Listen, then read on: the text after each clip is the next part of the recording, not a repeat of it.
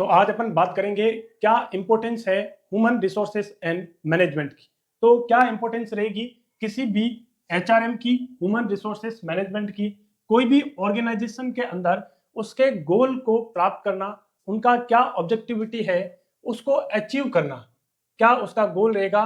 ये इंपॉर्टेंस जो है सबसे जरूरी जो है वो एचआरएम की रहेगी। जो ऑर्गेनाइजेशन का गोल है, मान लीजिएगा कोई जो कंपनी है, उस कंपनी का ये काम है कि उसको प्रोडक्ट बनाना, स्टील का प्रोडक्ट बनाना। तो स्टील का प्रोडक्ट बनाना किसी कंपनी का ये काम है, तो उसके एचआरएम जो ह्यूमन रिसोर्सेस मैनेजमेंट वाली टीम है, वो अपने एम्प्लॉय से, वो अपने कर्मचारियों से जो ज्यादा से ज्यादा बेस्ट से बेस्ट इसका प्रोडक्शन है उसके बारे में, उस गोल को, उस प्रोडक्ट को अचीव करें। तो ये सबसे बड़ा गोल रहेगा किसी भी कंपनी या किसी भी डिपार्टमेंट, किसी भी ऑर्गेनाइजेशन का, अपने फंक्शंस को अचीव करना। दूसरा इसका बड़ा काम है help for replacement of the employ. देखिएगा कोई भी कंपनी, कोई भी इंस्टीट्यूट, जैसे अपन मान लेते हैं RUHS, अपन नर्सिंग पर्पज से बता रहे हैं, RUHS Rajasthan university of health science. RUHS जो है ये एक अपने आप में ऑर्गेनाइजेशन है। पूरे राजस्थान के नर्सिंग कॉलेजों का इसके अंडर जो है ये एग्जाम करवाना, स्टूडेंट को एनरोल करना, है ना, स्टाफिंग मेंटेन करना, सब जो है वो RUHS का काम है। तो RUHS जो ऑर्गेनाइजेशन है ये बहुत बिग ऑर्गेनाइजेशन है, बड़ी ऑर्गेनाइजेशन है। तो इस बड़ी ऑर्गेनाइजेशन में कई सारे जो एम्प्लॉय आएंगे, उनका आपको क्या करना है, उनका रिप्लेसमेंट करना है। मान लीजिएगा कोई आपको नया डिपार्टमेंट स्टार्ट किया, नया डिपार्टमेंट आपने स्टार्ट किया, तो नए डिपार्टमेंट के लिए आपको 50 नए एम्प्लॉय चाहिए। तो उन एम्प्लॉय का रिक्रूटमेंट करवाना, उन एम्प्लॉय का सिलेक्शन करवाना, उन एम्प्लॉय को ट्रेनिंग करवाना, उसके रिगार्डिंग सारा जो रिप्लेसमेंट है ये काम इनका है। दूसरी बात करते हैं, कुछ एम्प्लॉय जो है वो रिटायर्ड भी होंगे, वो क्या होंगे, उनका रिटायरमेंट प्रोग्राम भी होगा। कुछ एम्प्लॉय जो है मेडिकल लीव पे चले गए हैं, कुछ डिसेबल हो गए हैं, या किसी का ट्रांसफर हो गया है। तो ये सारी चीजें जो है वो उनको रिप्लेसमेंट करवाना, ये एचआरएम का काम है। उन कर्मचारियों को रिप्लेस करना, उनकी जगह पे दूसरे आदमी लाना, नए आदमी लाना, नए आदमियों को ट्रेनिंग देना और उनको सेफ्टी सिक्योरिटी देना, ये एचआरएम का काम है। तीसरा बड़ा काम है effective utilisation of human resources. जितने भी उनके पास जो रिसोर्सेस है, उन रिसोर्सेस का अच्छे से काम होना चाहिए।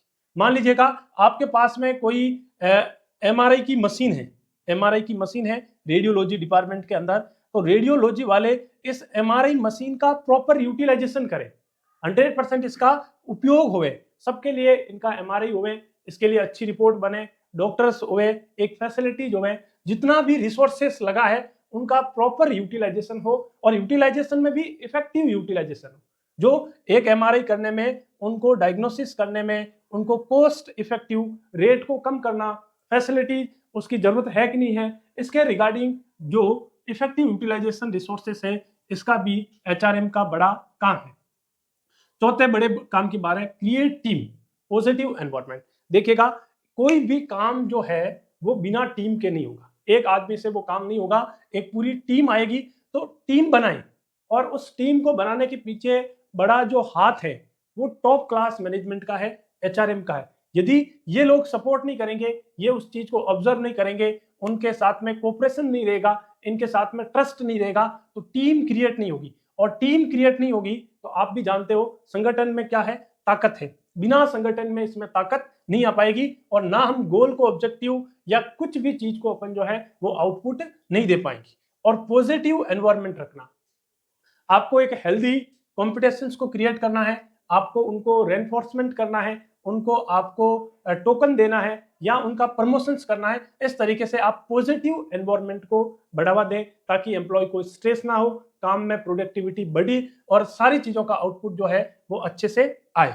अगले बात करते हैं 5th number, professional growth and opportunity. देखिएगा बहुत बड़ी बात बता रहा हूं, प्रोफेशनल ग्रोथ। प्रोफेशनल ग्रोथ जिसको मैं हमेशा बताता हूं 2P। कोई भी काम करने के अंदर आपके पास 2P जो है वो होना चाहिए। एक आपका उस प्रोफेशन, फर्स्ट P का मतलब क्या हो गया, प्रोफेशन। प्रोफेशन जो है वो आपका अच्छा होना चाहिए, प्रोफेशनली आपकी ग्रोथ होनी चाहिए। बिना प्रोफेशनल जो बंदा है वो इस डिपार्टमेंट में ज्यादा दिन काम नहीं कर पाएगा, ज्यादा दिन उसमें नहीं टिक पाएगा और उसकी ग्रोथ भी नहीं होगी। तो आप जैसे मान लीजिएगा हम नर्सिंग डिपार्टमेंट से, तो RUHS नर्सिंग के लिए क्या क्या प्रोफेशनली उसकी ग्रोथ कर सकते हैं और नई क्या अपॉर्चुनिटी जो है दे सकते हैं। और इसमें बंदों को प्रोफेशनली, सेकंड पी की बात कर रहा हूं, पर्सनैलिटी, पर्सनैलिटी भी डेवलप करें, जॉब के अकॉर्डिंग क्या करें, पर्सनैलिटी को भी डेवलप करें, जिससे आपके गोल को अचीव करने में काम फास्ट हो जाएगा, बढ़ जाएगा। जैसे मान लीजिएगा आप मान लीजिएगा एक पुलिस में हो, तो पुलिस की यदि आपने वर्दी नहीं पहनी है तो लोग आपको पुलिस मानेंगे नहीं। तो आपका ड्रेसिंग फॉर्मल होना चाहिए, आप जो भी काम करो उस काम के अकॉर्डिंग आपका प्रोफेशनल होना चाहिए, उसके अकॉर्डिंग आपकी पर्सनैलिटी होनी चाहिए, उसके अकॉर्डिंग आपकी ड्रेस होनी चाहिए, उसके आपको प्रोफेशनली कोड ऑफ एथिक्स का, आपको उनके प्रिंसिपल्स, रूल रेगुलेशंस, प्रोटोकॉल्स का जो है वो आपको फॉलो करना है। इन चीजों को फॉलो करने से प्रोफेशनली जो ग्रोथ है और जो अपॉर्चुनिटी है काम की, वो आपकी अपॉर्चुनिटी की बहुत बेस्ट तरीके से हो जाएगी, बढ़ जाएगी, जिस आदमी में इन्होंने इन दो चीजों पे काम कर दिया है। तो लास्ट बात कर रहे हैं आज की, improve quality of patient care.